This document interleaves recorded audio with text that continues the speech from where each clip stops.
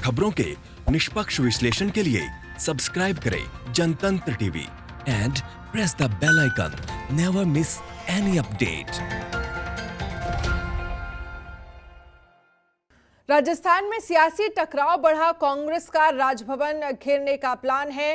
कांग्रेस नेता केसी वेणुगोपाल ने किया है ऐलान, 27 जुलाई को देश के सभी राजभवन का घेराव करेगी कांग्रेस, यानी कि कल। तो 27 जुलाई को देश के सभी राजभवन का घेराव करेगी कांग्रेस। जयपुर में भी राजभवन का होगा घेराव। गहलोत ने पीएम आवास के घेराव की भी चेतावनी दी है।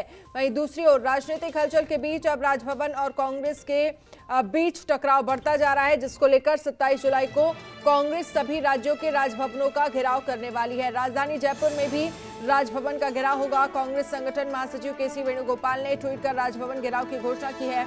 वेणुगोपाल ने लिखा, लोकतंत्र की हत्या के खिलाफ देश भर में राजभवन घेरेगी कांग्रेस। इधर बीजेपी नेता राज्यपाल से राजभवन में मुलाकात की। राज्यपाल से मुलाकात के बाद बीजेपी राज्य सरकार पर हमलावर हो गई है। बीजेपी का कहना है कि हमने राष्ट्रपति शासन की मांग नहीं की है। बीजेपी ने सीएम गहलोत से इस्तीफे की मांग भी की है। तो राजस्थान में सियासी टकराव अब बढ़ता चला जा रहा है। तो जयपुर में भी राजभवन का घेराव करेगी कांग्रेस। लोकतंत्र की हत्या के खिलाफ देश भर के राजभवन घेरेगी कांग्रेस।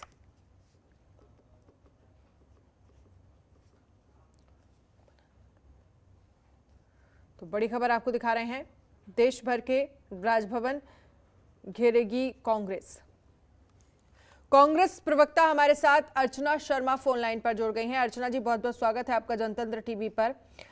जिस तरह से राजस्थान में सियासी घटनाक्रम चल रहा है, जहां पर अब अपडेट यही है कि सीएम अशोक गहलोत की तरफ से राज्यपाल को ये प्रस्ताव भेजा गया है। पत्र में ये लिखा गया है कि हम 31 जुलाई तक आप विधानसभा सत्र बुलाइए, हम 6 बिल पेश करना चाहते हैं और साथ ही कोरोना पर विस्तार से चर्चा चाहते हैं। बिल्कुल, एक चुनी हुई सरकार को अधिकार है कि विधानसभा सत्र आउट करे और उसके लिए अनुरोध करे गवर्नर साहब से, लेकिन ऐसा प्रतीत होता है कि भाजपा की जो केंद्र सरकार है वो राजस्थान में भी सरकार को गिराना चाहती है। और मुझे लगता है कि राज्यपाल महोदय भी इस पूरी प्रक्रिया में दबाव में है, वरना ऐसा कौन सा राज्य है जहाँ विधानसभा आउट नहीं होने वाली है। अभी पुडुचेरी में विधानसभा आउट हो चुकी है, असम में तैयारी है, बिहार में भी 3 अगस्त से शुरू हो जाएगा सेशन। तो ये तो अनप्रेसिडेंटेड क्राइसिस का दौर है, जब हम लोगों को मिलजुल करके कोरोना से पार पाने के लिए कुछ ना कुछ विचार विमर्श करना चाहिए, सारे विधायकों को विश्वास में लेकर के। और ये तो वैसे भी कोरोना के बाद से राज्यसभा इलेक्शन हुए, तब भी असेंबली में कोई प्रॉब्लम नहीं थी, लेकिन कोरोना की आड़ लेकर इसको डाला जाना, मुझे लगता है कि वो जो विधायक हमारी पार्टी से रूट करके और दिल्ली में हरियाणा सरकार की छत्र छाया में वहाँ बैठे हैं, उनकी क्वालिफिकेशन को बचाने के लिए या उनके डिस्क्वालिफिकेशन को यूँ कह सकते हैं नहीं होने देने की प्रक्रिया के तहत कवायद है। तो देखिए, जनता जानती है, लेकिन जनादेश दिया वो कैसे स्वीकार करेगी कि इस सरकार को गिरा दिया जाए। अगर चुनाव में भी जाना पड़ा तो जाएंगे, राजभवनों का चुनाव पूर्ति करेंगे, अपने अधिकार लड़ेंगे। कल के लिए कहा जा रहा है कि कांग्रेस देश भर के राजभवन घेरेगी। जयपुर का भी राजभवन घेरा जाएगा कांग्रेस की तरफ से। तो अर्चना जी से संपर्क टूट गया, फिर से संपर्क साधने की कोशिश करेंगे। तो राजस्थान में सियासी टकराव बढ़ता जा रहा है। 27 जुलाई को कांग्रेस देश के सभी राजभवनों का घेराव करेगी। राजस्थान में सियासी टकराव बढ़ा है। इन सब के बीच सीएम अशोक गहलोत की तरफ से यही मांग की जा रही है कि जल्द से जल्द विधानसभा सत्र बुलाया जाए। लोकतंत्र की हत्या के खिलाफ देश भर के राजभवन घेरेगी कांग्रेस। जयपुर में भी राजभवन का घेराव होगा। अरविंद पलावत हमारे साथ जुड़े हैं। अरविंद, कल 27 जुलाई है और देश भर के राजभवन कांग्रेस घेरेगी। देखिए, कल 27 जुलाई को सुबह जो राजभवन घेराव का जो कार्यक्रम है वो कांग्रेस पार्टी की ओर से है। अखिल भारतीय कांग्रेस कमेटी की ओर से इस संबंध में जो सूचना है वो सभी जिला मुख्यालयों पर सभी राज्यों को भेजी गई है। और यहाँ पर जो सभी जो राज्य हैं वहाँ पर विधानसभाओं का घेराव होगा। तो कहीं ना कहीं एक बड़ी बात है कि राज्यपाल और जो राजभवन है वो अपने आप में एक संवैधानिक पद है, और संवैधानिक पद पर यदि किसी तरह का इस तरह का घेराव का जो कार्यक्रम होता है तो कहीं ना कहीं एक बड़ी चीज से कहा जा सकता है, क्योंकि कई तरह के जो नारेबाजी है वो यहाँ पर होती है, लेकिन जो संवैधानिक जो पद है उसके खिलाफ किसी तरह की जो नारेबाजी है वो नहीं होनी चाहिए और वो शोभा भी नहीं देती है। तो ऐसी स्थिति में राज्यपाल जो है, सभी राज्यों के राज्यपाल जो है वो यहाँ पर घेरे जाएंगे, उनका राजभवन का घेराव होगा। लेकिन बड़ी बात जो है वो राजस्थान में हो सकती है, क्योंकि राजस्थान का जो राजभवन है उसको घेरने की जो चेतावनी है मुख्यमंत्री अशोक गहलोत ने पहले दे दी थी और उन्होंने कहा था कि जनता राजभवन घेरेगी तो हमारी जिम्मेदारी नहीं होगी। ऐसी स्थिति में देखना यह होगा क्या सीआरपीएफ या सीआईएसएफ की जो मदद है वो यहाँ पर ली जाती है, क्योंकि जिस तरह से अशोक गहलोत का बयान था तो उसके बाद में राज्यपाल कलराज मिश्र काफी इस मामले पर नाराज हुए और उन्होंने एक पत्र भी लिखा राजस्थान सरकार को, मुख्यमंत्री अशोक गहलोत को, और ये पूछा कि जब राजभवन को घेरा जाएगा और आप गृह मंत्री भी हैं तो आखिर किसकी जिम्मेदारी है, राजभवन किससे सुरक्षा मांगे, राजभवन की सुरक्षा एजेंसी कौन है। इस चीज को लेकर जो है तल्ख एक पत्र जो है राजभवन की ओर से लिखा गया। तो अपने आप में एक बड़ी चीज है कि यदि इस तरह का प्रदर्शन होता है तो हो सकता है कि जो जगह जगह जो राजभवन है वहाँ सीआरपीएफ तैनात की जाए, क्योंकि जो ठीक है अरविंद, आपको रोकना चाहूंगी। विकेश मेहता कांग्रेस नेता हमारे साथ फोन लाइन पर जुड़ गए हैं। विकेश जी, साफ तौर पर जो राजस्थान का सियासी घटनाक्रम है वो अब बढ़ता चला जा रहा है, ये कहा जा सकता है। सीएम अशोक गहलोत की तरफ से यही कोशिश की जा रही है कि जल्द से जल्द विधानसभा सत्र बुलाया जाए, क्या कहेंगे? जी मैडम, जो राजस्थान में जो हालात बने हैं और जो पूरे देश के हालात बने हैं कि जो लाखों करोड़ों जो लोग वोट देकर अपनी सरकार को चुनते हैं उसको कुचेष्टा के द्वारा हटाया जा रहा है, तो इससे पूरे राजस्थान की जनता में भी अभी आक्रोश है। लेकिन कोरोना की परिस्थितियां चलते हुए आलाकमान ने निर्णय लिया, जैसे कल भी जिला स्तर पर सब जगह प्रदर्शन हुए तो 50-50, 100-100 लोगों के सोशल डिस्टेंस बनाकर ही हुए। तो ये जो आक्रोश है वो सड़कों पर ना आ जाए इसलिए ये निर्णय लिया गया है। और कल एक और भी निर्णय लिया गया है कि स्पीक के ऑनलाइन स्पीक के माध्यम से भी अपना अपना वीडियो बना के भी लोग अपना आमजन और कांग्रेस जन इसका विरोध करेंगे और जो प्रदर्शन पूरे देश में भी होगा। और ये पूरे देश के राजभवनों के सामने आलाकमान ने जो निर्णय लिया है तो हम सब लोग कांग्रेस जन और जो भी आमजन इसमें समर्थन दे रहे हैं वो भाग लेंगे। लेकिन विकेश जी, जो लगातार सीएम अशोक गहलोत की तरफ से विधानसभा सत्र बुलाने की मांग की जा रही है, वो बार बार कह रहे हैं कोरोना पर चर्चा करना चाहते हैं और अभी ये भी कहा है कि 6 बिल भी पेश करेंगे। तो आपको क्या लगता है, क्यों आखिरकार ये देरी हो रही है राज्यपाल की तरफ से, क्यों विधानसभा सत्र नहीं बुलाया जा रहा?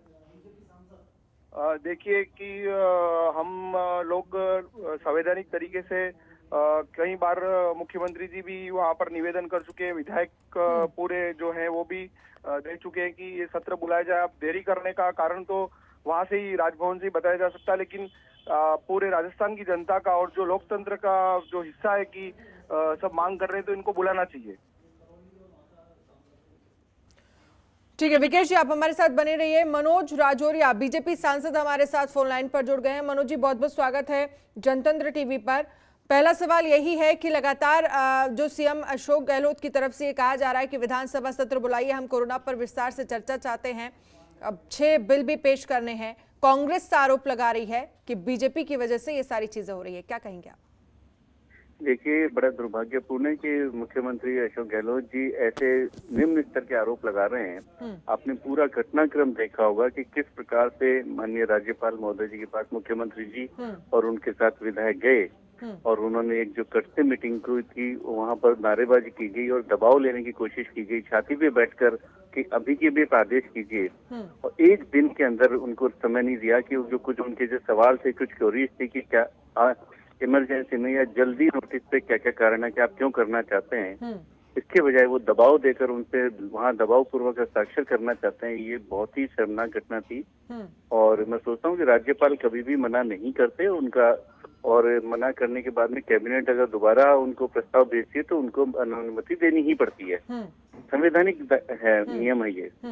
अब सवाल ये है कि ऐसी क्या जल्दी थी कि उनको 2 दिन भी इंतजार नहीं किया जा सकता? कि दूसरा जो मैटर हाई कोर्ट और सुप्रीम कोर्ट में लंबित था उसके बीच में उन्होंने लीगल एडवाइजरी मांगी माननीय राज्यपाल महोदय जी ने। क्या उनको ये अधिकार नहीं है? क्या मुख्यमंत्री राजभवन में जाकर और एक कर्फ्यू मीटिंग का समय लेकर अपने विधायकों के ले जाकर नारेबाजी कर वहाँ आंदोलन खड़ा कर उनको दबाव में लेकर साइन करना चाहते हैं? क्या ये लोकतंत्र है? और ऊपर से ये धमकी देते हैं कि अगर आपने आज साइन नहीं किए तो राजस्थान की जनता आके आपके राजभवन का घेराव करेगी। उनको जान माल का खतरा बता रहे। मुख्यमंत्री, गृह मंत्री दोनों उनके पास है। क्या वो जब राज्यपाल को खुद धमकी दे रहे हैं, तो ऐसा प्रतीत होता है कि वो अपना मुख्यमंत्री की जो दायित्व है उनसे कहीं न कहीं विमुख हुए हैं और उन्होंने एक विचलित में अपने घर की लड़ाई में बौखलाहट भरी हरकतें करना शुरू कर दिया है। और ये राजस्थान के लिए बड़ा दुर्भाग्यपूर्ण है, बल्कि पूरे देश के लिए, लोकतांत्रिक संस्थाओं, संवैधानिक संस्थाओं के लिए दुर्भाग्यपूर्ण है। और कांग्रेस की जो शीर्ष नेतृत्व इसको प्रमोट कर रहा है ऐसी हरकतों को, वो भी बहुत दुर्भाग्यपूर्ण है। मैं सोचता हूँ कि संवैधानिक संस्थाओं में माननीय मुख्यमंत्री को भरोसा करना चाहिए और इंतजार कीजिए। आज कोर्ट में भी सुनवाई है और माननीय लेकिन मनोज जी, अब जब दूसरे प्रस्ताव की बात की जा रही थी जिसमें सीएम अशोक गहलोत की तरफ से ये प्रस्ताव भेजा है कि 31 जुलाई को आप विधानसभा सत्र बुलाइए, जिसमें ये कहा बोला गया है, अभी दिया नहीं गया है। जी। सबसे बड़ी दुर्भाग्य है कि कांग्रेस बोलती कुछ और है, करती कुछ और है। आज की ताजा अभी तक जो जानकारी है उसके हिसाब से अभी तक कैबिनेट का प्रस्ताव लिखित में माननीय राज्यपाल महोदय को नहीं दिया गया, जबकि मीडिया के सामने बोला गया है। ये चीजें जो है ना, ये चीजें जो ट्रांसपेरेंसी नहीं है, इसमें यही चीजों के कारण जो है राजस्थान में कांग्रेस की सरकार की ये नौबत आ गई कि बोलना कुछ और, करना कुछ और, होना कुछ और। इसी के कारण इनके डिप्टी सीएम, इनके मंत्री, इनके विधायक इनसे दूर भागे हैं।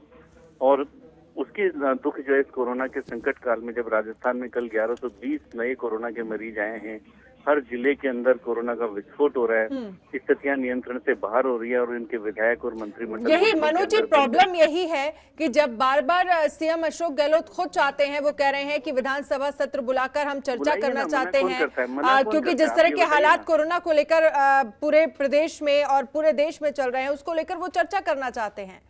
मना किसने किया? सवाल यह है कि ये झूठी आरोप और झूठी राजनीति करके क्या साबित करना चाहते हैं? गवर्नर साहब ने मना किया क्या, ये बताएं। इन गवर्नर साहब ने मना नहीं किया, उन्होंने सिर्फ कुछ क्योरीज मांगे और 1 दिन का समय मांगा है।